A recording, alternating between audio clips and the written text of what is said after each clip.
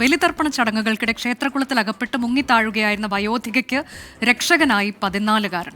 ഒറ്റപ്പാലം പാലപ്പുറം വിഷ്ണു ക്ഷേത്രകുളത്തിൽ കഴിഞ്ഞ ദിവസം രാവിലെയാണ് സംഭവം. പാലപ്പുറം അങ്ങാടിയിലെ 66-കാരിയായ ശാന്തകുമാരിയാണ് പിതൃതർപ്പണ ചടങ്ങുകൾക്കായി വിഷ്ണു ക്ഷേത്ര കുളത്തിലിറങ്ങിയത്. രാവിലെ 8 മണിയോടെയായിരുന്നു സംഭവം. കുളത്തിലിറങ്ങി ബലിതർപ്പണം ചെയ്യുന്നതിനിടെ കാൽവഴുതി കുളത്തിലകപ്പെടുകയായിരുന്നു. 1.5 ഏക്കറിലധികം വിസ്തൃതിയുള്ള പായൽ നിറഞ്ഞ കുളത്തിലാണ് വയോധിക അകപ്പെട്ടത്. ഈ സമയം കുളക്കരയിലുണ്ടായിരുന്ന 9ാം ക്ലാസ്സുകാരനായ പ്രജ്വലിന്റെ സംയോജിതമായ ഇടപെടലാണ് വയോധികയ്ക്ക് ജീവൻ തിരികെ കിട്ടാൻ വഴിയൊരുക്കിയത്. അപ്പൊ ഒന്നും കൂടി അങ്ങോട്ട് ഇറങ്ങിയിട്ട് ഇടാ പറഞ്ഞിട്ട് ഇറങ്ങിയതാണ്. കാല് അങ്ങോട്ട് താഴെ പോയി, പിന്നെ ഒന്നും അറിയില്ല. കുളക്കരയിൽ വാഴയില ശേഖരിക്കാനായി എത്തിയതാണ് പ്രജ്വൽ. ഈ സമയത്താണ് അപകടം നേരിൽ കാണുന്നത്.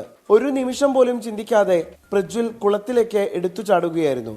5ാം വയസ്സിൽ ഇതേ കുളത്തിലാണ് പ്രജ്വൽ നീന്തൽ പഠിച്ചത്.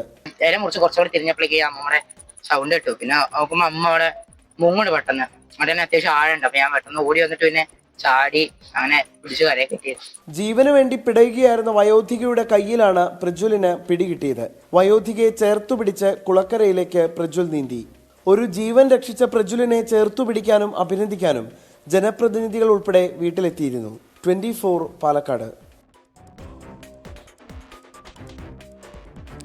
തീർച്ചയായിട്ടും അഭിനന്ദനം അർഹിക്കുന്നതാണ് 14-കാരന്റെ പ്രവൃത്തി. പ്രജ്വലിന് വിമൻസ് ഈവനിങ്ങിന്റെയും അഭിനന്ദനം.